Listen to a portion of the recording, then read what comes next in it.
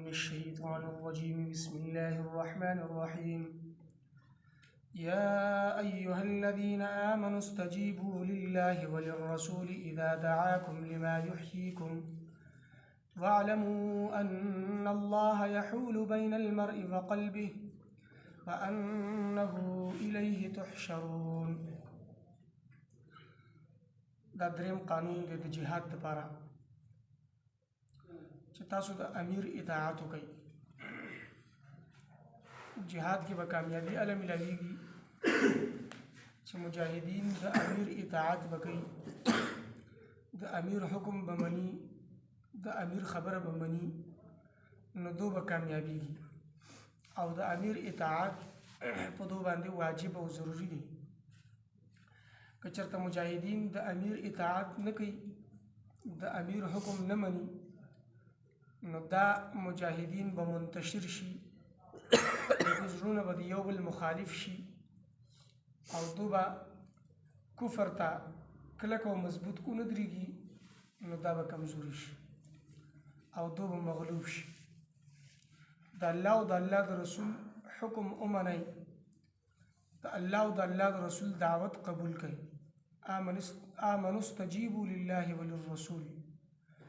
د الله دعوت قبول کړئ، د الله د رسول دعوت قبول کړئ. اذا دعاکم، چې کله تاسو بلی، کله تاسو له دعوت درکئ، تاسو ته کوم حکم کوي هغه قبول کړئ.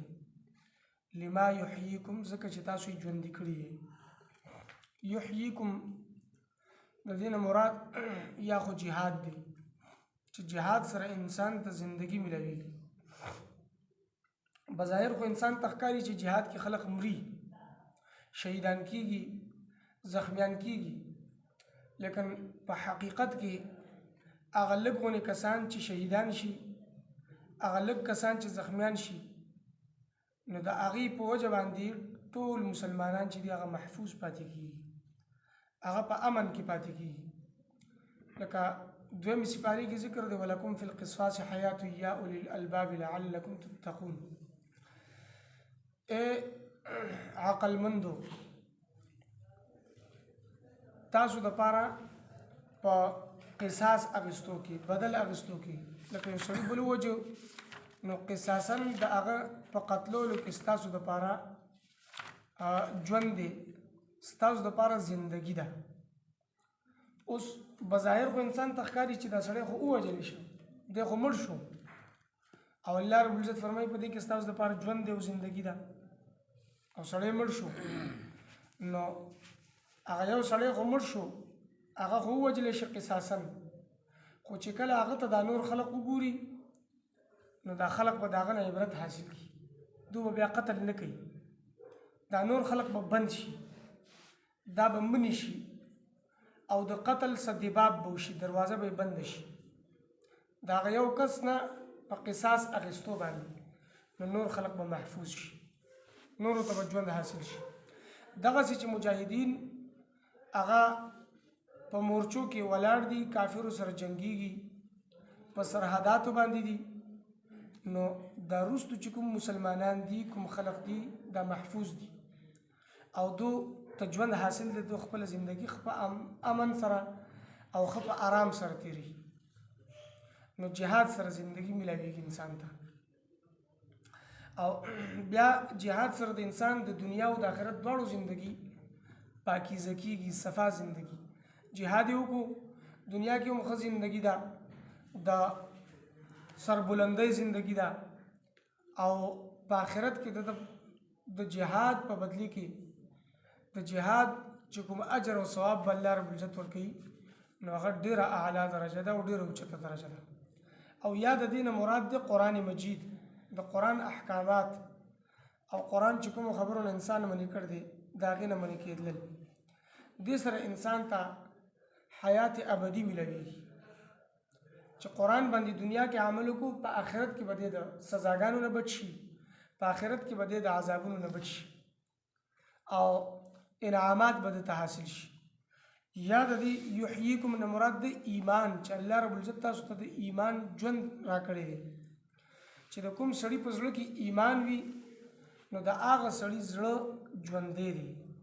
او چې د کوم سړي په زړه کې ایمان نه وي، کافر وي اگر چې ظاهر خوده انسان ته ژوندی ښکاري خو حقیقتا دی مړ دی د انسان دا بدن چې دی دا د دو سیزونو مجموعه ده یو روح دی او یو جسم دی نو کله چې دا جسم مړ شو نو دا جسم بیا حرکت نشي کولی دا اعضاء حرکت نشي کولی دا لاس خپې دی خوځولی نشي بیا خو کله چې د انسان دا روح مړ شي نو دا لاسونه خو حرکت کوي دا خپې خو حرکت کوي تلل راتلل کوي لیکن د زړه او د دماغ چې دی دا بیا د حق طرف ته حرکت نه کوي د زړه او د دماغ هغه حق طرف ته حرکت چې دی هغه بند شي هغه حرکت ختم شي نو ایمان سره انسان ژوندی وي مؤمن ژوندی دی او کفر سره انسان مړ وي د کافر مثال د مړو دی لکه وایي که نه وایي چې ذاکر چې کوم سړی ذکر کوي د الله داغه مثال د ژوندي دی او چې کوم ذکر نه کوي داغه مثال د مړ دی ځکه چې داغه په زړه کې د الله یاد نشته دی او د الله نه یادي چې الله نه یادي نو د په شان د مړو دی ځکه چې مړه الله نه یادي او چې کوم سړی ذکر کوي نو د زړه ژوندی دی چې زړه ژوندی دی نو روح ژوندی دی روحاني طور سره دی ژوندی دی یا د دینه مراد حق دی چې کوم سړی په حق باندې دی صحیح مذهب باندې دی دا سړی ژوندی دی غلط مذهب والا هغه په مثال د مړ دی واعلموا ان الله يحول بين المرء وقلبه او دا ژوند دا روحاني ژوند او روحاني مرګ دا الله رب العزت انسان له ورکوي ځکه چې د انسان د زړه او د په منځ کې الله رب العزت حایل دی یعنی الله رب العزت د زړه په رازونو باندې خبردار دی او د په زړه کې بعضې داسې حالات او کیفیات چې دا انسان په خپل نه دی خبر خو الله رب العزت پر خبردار دی انسان د زړه د الله تبارک وتعالى په طاقت کې دی د الله په قوت کې دی الله رب العزت اړي را اړي او د زړه ته قلب ویل کېږي عربی کې قلب دې ته هم په دې اعتبار سره ویل کېږي چې قلب اوریدو راوړېدو ته ویل کېږي د انسان د زړه چې دی دا اوړي راوړي کله د ایمان طرف ته کله کفر طرف ته کله د نیکۍ طرف ته کله ګناه طرف ته کله ښه فیصلو طرف ته کله غلطو فیصلو طرف ته نو دا زړه یې اوړي راوړي او پیغمبر صلی الله علیه وسلم په کثرت سره دا دعا کوله یا مقلب القلوب ثبت قلبي على دينك اے د زړونو اړونکي را اړونکي زما زړه خپل په دین باندې کلک کی مضبوط کی او دا دعا به کوله یا مصرف القلوب صرف قلبي على طاعتك اے د زړونو اړونکي را اړونکي زما د زړه خپل په اطاعت باندې واړي